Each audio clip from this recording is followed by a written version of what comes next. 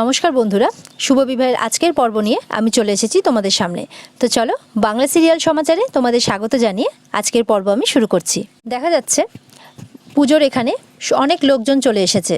সমস্ত গেস্টদের আপ্যায়ন করছেন তেজের বাবা, ডলি, বাড়ির বড়রা সবাই মিলে। তেজের খোঁজ করতে তেজও চলে আসে। পুরোহিত মশাই বলেন, আরতির থালাটা নিয়ে এসো, পুজো শুরু হবে তো এখন। তেজ একটু চিন্তায় পড়ে যায়, আশেপাশটা দেখতে থাকে।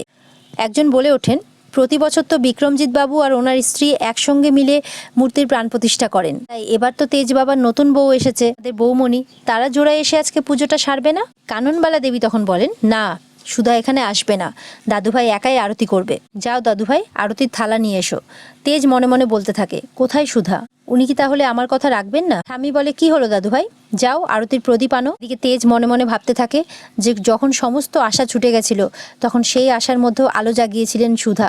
সমস্ত কষ্টের কথাটা, সমস্ত খাটনির কথাটা মনে করতে থাকে তেজ। মনে মনে বলে, যে পুজো আজ সম্ভব হচ্ছে শুধুমাত্র আপনার জন্য, তাকে ছাড়া একা আমি কি করে পুজো করি? এটা যে অন্যায় গজানন, আর আমি জানি তুমি এই অন্যায় হতে দিতে পারো না। গজাননের মূর্তি বানিয়ে আপনি তেজ বেকারি সম্মান রক্ষা করেছেন সুধা, যতেও আপনাকে আমার পাশে বসতেই হবে। এদিকে দেখা যাচ্ছে আরতির থালা কে যেন তেজের মুখের সামনে ধরে।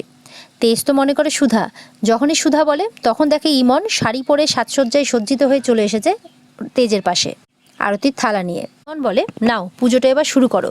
তেজ তখন বলে, তোমার সাহস হলো কিভাবে এভাবে পুজোর থালাতে হাত দেওয়া? তেজ বলে, এভাবে কিন্তু আমার ধৈর্যের পরীক্ষা নিও না ইমন। তুমি যদি চাও যে এইখানে সবার সামনে তোমাকে ইনসাল্ট করে আমি বের না করে দিই, তাহলে এখান থেকে সরে যাও, কারণ আমার পাশের এই জায়গাটা কিন্তু শুধুমাত্র বসু মল্লিক পরিবারের বড় নাত বউয়ের, সুধার। ইমন বলে, সুধার? সুধা কোথায় তেজ? তার তো আজ পুজোতে আসার কথাই নয়। কি তাই তো ঠাম্মি? পুরোহিত মশাই বলেন, কর্তামা, শুভক্ষণটা পেরিয়ে যাওয়ার আগে পুজোটা তো শুরু করতে হবে, দেরি হচ্ছে তো। ঠাম্মি বলে, তেজ তুমি শুনতে পাচ্ছ না পুরোহিত মশাই কি বলছেন? যাও আরতির থালা নিয়ে এসো। তেজ মনে মনে সুধার কথাই ভাবতে থাকে। ঠাকুরের কাছে সে গেছে আরতির প্রদীপ নিয়ে। তেজ আরতির প্রদীপ হাতে নিয়ে চুপচাপ দাঁড়িয়ে আছে। তখন ঠাম্মি বলে, কি হলো, আরতি করো। ঠাম্মি চুপচাপ মানে বলতেই থাকে যে কি হলো, আরতি করো, কিন্তু তেজ তো চুপ করেই দাঁড়িয়ে আছে। ঠিক সেই মুহূর্তেই গণপতি বাপ্পা মোরিয়া বলে সবাই মিলে বলে ওঠে। কারা যেন গণপতি বাপ্পা মোরিয়া বলে উঠছে। তারা সবাই অন্যরকম সাজ সেজে আছে। আর তেজের পাশেও চলে আসে একজন মহিলা, মাথায় ঘোমটা টানা অবস্থায়। তেজ বলে, কে আপনি? তখন সুধা বলে, রাধা, হামে নাহি পেঁচানা বাবুজি, বলে মাথার ঘোমটাটা তুলে দেখায় তেজকে যে সে সুধা। তেজ তো মনে মনে খুব খুশি হয়ে যায়। এদিকে দেখা যাচ্ছে সুধার বাপের বাড়িতে তার মাও গজাননের আরতি করছে। সুধার ঠাম্মি বলে তার মাকে, তোমার সুধার সঙ্গে কথা হয়েছে বৌমা? আমি টিভিতে দেখছিলাম যে ফ্যাক্টরিতে খুব বড় করে গণেশ ঠাকুরের পুজো হচ্ছে, তাই ভাবলাম যে আমাদের সুধাই হয়তো সবটা। জেঠিমা বলে, বসু মল্লিকদের খবর আমাদের টিভিতেই দেখতে হবে মা। আপনার আদরের নাতনি সুধা, সে তো এখন ও বাড়ির বউ হয়ে গেছে, তাই জন্য তার পায়া অনেক ভারী হয়ে গেছে। সে এখন বড়লোক বাড়ির বউ হয়েছে, তাই জন্য এই গরিব বাড়িতে লোকজনের খোঁজ খবর নেওয়া, ফোনে কথা বলা, এইসব তো সে আর করেই না। আর সেই জন্যই তো ওই বাড়ির পুজোতে আমাদের কাউকে জানানোরও প্রয়োজন মনে করল না। সুধার মাকে শুনিয়ে বলা হয়, আমি জানি আমি আমার সোজা কথা স্পষ্টভাবে বলি, আর তাই তো আমার কথাগুলো কাটার মতন বেঁধে গেল। সুধার জেঠিমা কথা বলতে থাকে এইসব। তবে এটাও কিন্তু বলে দিই যে তোর মেয়ে কিন্তু ভারী স্বার্থপর। বড়লোক বাড়িতে বিয়ে হয়েছে, তাই দেমাগে তার মাটিতে পা পড়ে না। এই দুদিন আগেই কাননবালা দেবীর জন্মদিন ছিল, কই আমাকে তো একবারও জানানোর প্রয়োজন মনে করলো না। জেঠিমার মেয়ে বলে, দোলন, তা বলবে কেন? সুধাকে তো ওই বাড়িতে কেউ মেনেই নিতে পারেনি, ওই বাড়িতে কেউ মানেইনি সুধাদিকে, তাই ও কি করে বলবে?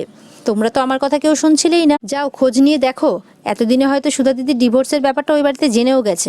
সুধার বৌদি বলে, এই ব্যাপারটা যদি জানাজানি হয় তাহলে কাননবালা দেবী তো আমাদের ছেড়ে কথা বলবে না, সোজা পুলিশ নিয়ে এসে আমাদের হিড়হিড় করে টানতে টানতে নিয়ে যাবে। সুধার মা বলে, থাক থাক, এখন এই সমস্ত কথা তুমি কেন বলছো বলো তো? সকাল সকাল অলক্ষণে কথা বলো না।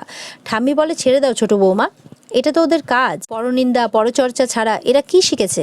আমি জানি আমার সুধা যেমন নাচ জামাইকে তার আদর ভালোবাসা দিয়ে আপ্যায়ন করে নিয়েছে, আমার নাচ জামাইকে আপন করে নিয়েছে, তেমন ওই পরিবারকেও আপন করে নেবে। আর সুধার গুণ দেখে ওকে চিনে জেনে একদিন ওই পরিবার সুধাকে চোখে হারাবে, দেখে নিও তোমরা।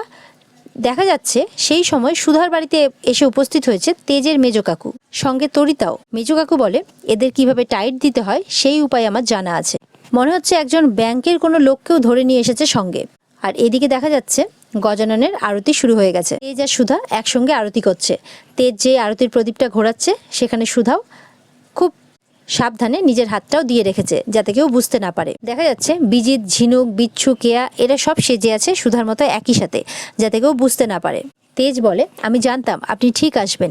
সুধা তখন বলে, গজাননের ইচ্ছে যে আমাকে পূরণ করতেই হতো মিস্টার বসু মল্লিক। তেজ মনে মনে বলে, শুধু গজানন নয়, আমার ইচ্ছেও আপনি পূরণ করেছেন সুধা। আমি চেয়েছিলাম যে গজাননের পুজোর আরতি আমি আপনার সাথে করি। এদিকে দেখা যাচ্ছে মিডিয়া থেকে সরাসরি সম্প্রচারণ দেখানো হচ্ছে গজাননের আরতির আর পুজোর। ইমন আর ওর মা আলোচনা করছে তেজের সাথে ওই মেয়েটি কে যে তেজের সাথে আরতি করছে। ইমন বলে, আমি তো কিছু বুঝতে পারছি না মম। তেজের বাবা বলে, এরা কারা, এদের ডাকলোটা কে? এরপরে দেখা যাচ্ছে তেজের সাথে আরতি সম্পন্ন করার পর সুধা আবার আরতি করতে থাকে আর নাচ করতে থাকে গজাননের সামনে। তারই সঙ্গে কেয়া, ঝিনুক আরও সবাই মেম্বাররা নাচ করতে থাকে। আর এটা দেখে তো পরিবারের সদস্যরা আরও খুশি হয়ে যায়। ইমন বলে, মা, একজন বাইরের মেয়ে এসে তেজের পাশে দাঁড়িয়ে তেজের সাথে আরতি করলো, এখন নাচ গান করছে, আর ঠাম্মি এগুলো দেখছে, কিছু বলছে না কেন? কারা এরা? আমিও তো কিছু বুঝতে পারছি না কিছু, লিটিল বেবি। ঠাম্মি মন দিয়ে ভক্তি ভরে গজাননকে ডাকছে।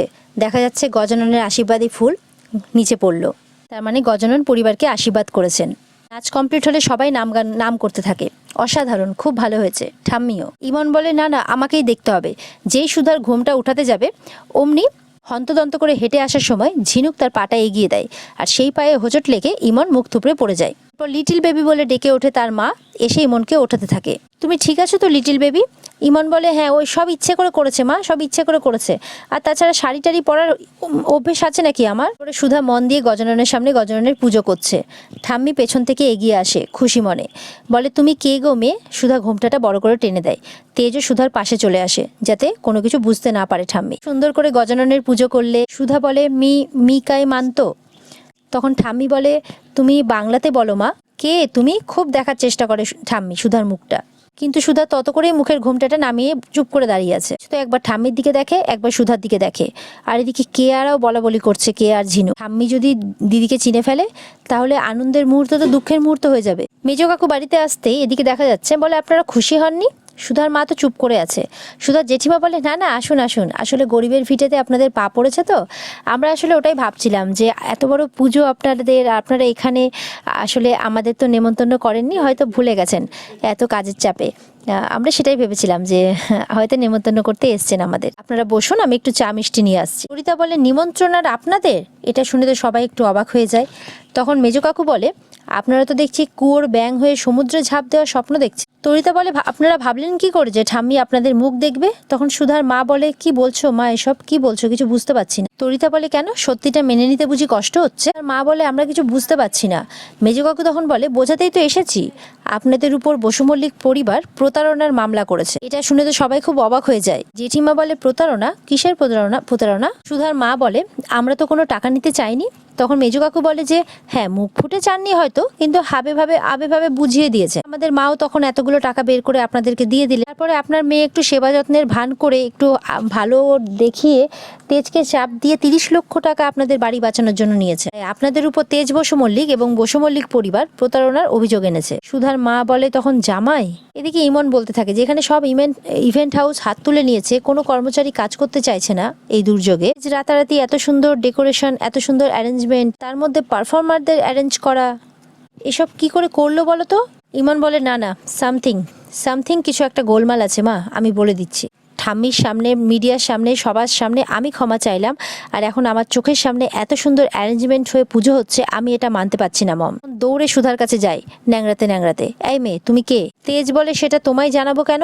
ইমন বলে, এই ইভেন্টের দায়িত্বটা আমার ছিল তেজ, তাই কে আসছে কে যাচ্ছে সেটা জানার অধিকার আমার আছে। তেজ বলে, দায়িত্ব কেমন নিয়েছো সেটা তো আমরা দেখলাম সবাই, and for your kind information, তুমি ইভেন্টের দায়িত্বে ছিলে, কিন্তু এই ফ্যাক্টরিটা বসু মল্লিক পরিবারের, সুতরাং তোমাকে কৈফিয়ত দেওয়ার আমাদের কোনো ইচ্ছে নেই, আমরা বাধ্যও নই। তেজ বলে, ঠাম্বি, এসএমবির মালিক আমার রিকোয়েস্টে ওদেরকে এখানে পারফর্ম করতে পাঠিয়েছে, যাতে ওরা এখানে একটা সুন্দর পারফরমেন্স করতে পারে। মন বলে, পারফরমেন্স করতে পাঠিয়েছিল?